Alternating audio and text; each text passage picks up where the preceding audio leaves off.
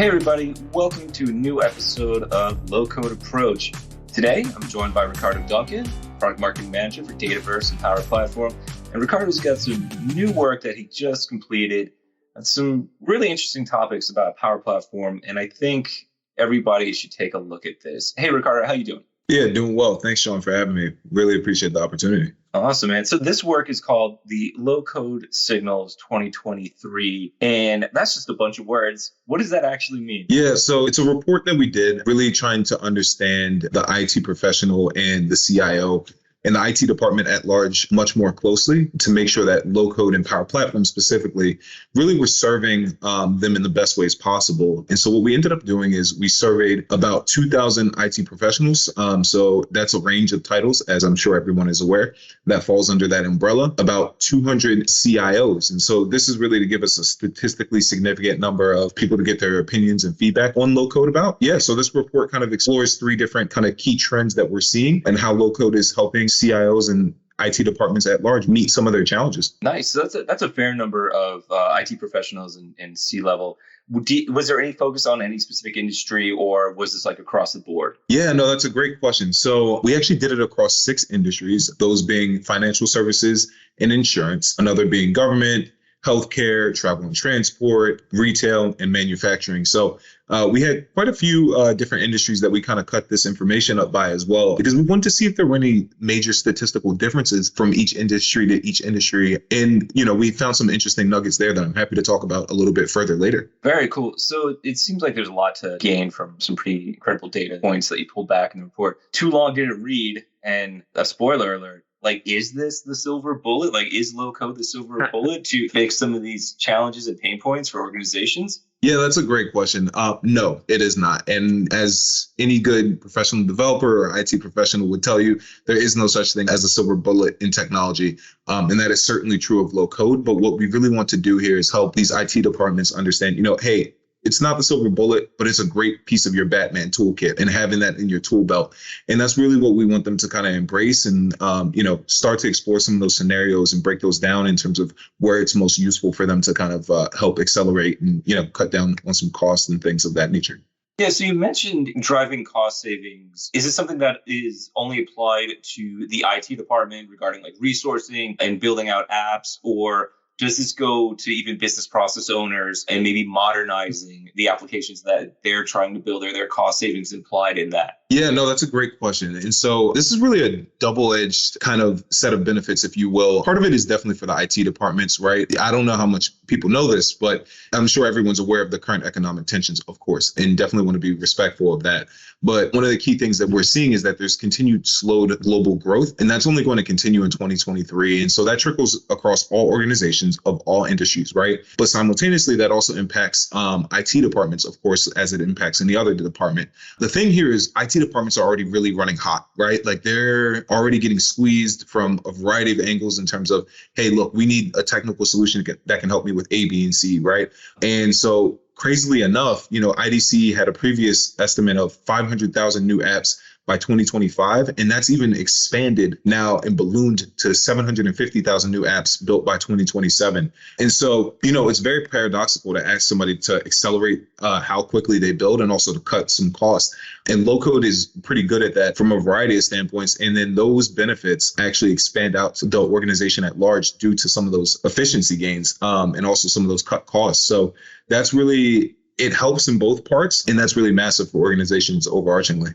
No, that makes sense. And recently Microsoft put out a bunch of big news regarding natural language integration into Power Platform, which is probably going to spark off a whole bunch of new application creation. What are your thoughts on, time to production with these applications now that you've got AI integration and you've also got, natural language integration into all these tooling? Will that also help organizations and maybe increase further cost saving to them? Yeah, that's a great question, Sean. Really what we're seeing is, that's definitely a key piece that we believe will help continue to exacerbate the accelerated kind of application development benefits that organizations are seeing. It's actually funny that you bring up the AI piece, because even previous to that great embedded AI that's coming with Power Platform, we see that the pre-built templates as well as reusable custom components and kind of the drag and drop nature of low code is actually already expediting a lot of those front-end development costs, and even some of the back-end ones, especially as you build a repository of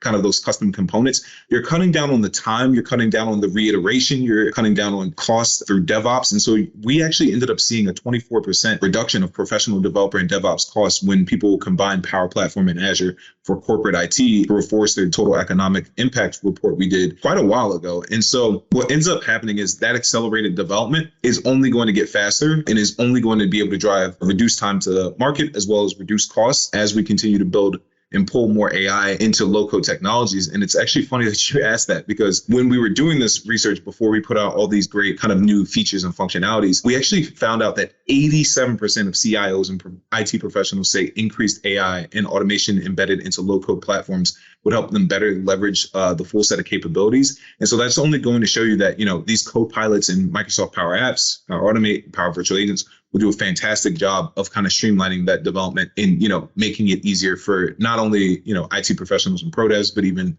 for the citizen developer that ends up getting their hands around the technology as well. Yeah, no, it's killer stuff. I really like that, that 87% found AI's integration is going to really expedite application growth. And I guess that makes sense, right? Because you're really lowering the bar of entry into building out these applications. I mean, kind of like type what you want it to do and it does it. But I think it also sparks a lot of creativity because you're not imposed with any developmental roadblocks in what you want to build, right? So you can build all these great apps. Now, on the flip side, with a bunch of apps comes a lot of data. What do we do there? How are we integrating low code into data to get insights faster?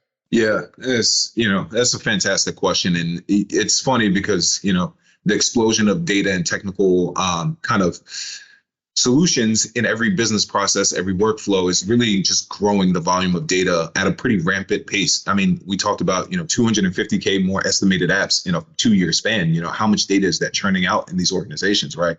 Often that data is duplicated across databases. It's not always properly formatted.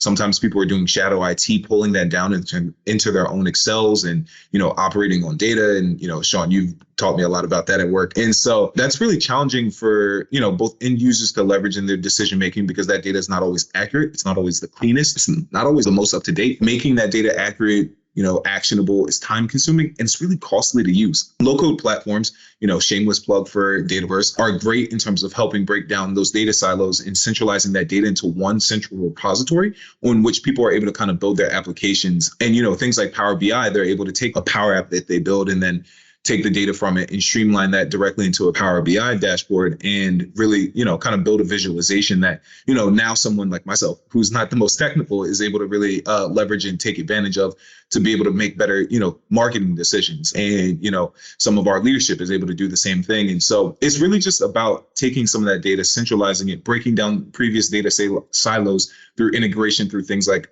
custom connectors, out of the box connectors, which were, close to approaching 1,000 on, which is incredible. And so it's just really making data much more accessible and easier to use for both the technical audience, the CIO, the IT pro, the professional developer. And then, those benefits continue to trickle down, just like the cost reductions, just like, that accelerated time to market. All that also trickles down to the rest of the business, just making a business overarchingly faster, sharper and more cutting edge. Yeah, that is awesome. And I mean, it's really promising when organizations are able to employ low code. And we've got plenty of customer stories that resonate, that type of success using that. And this report definitely goes into a bunch of statistics and great takeaways from the data points that you've got. So you're an IT department, you want to show this off to your boss, your director, and your CTO and CIO and everything.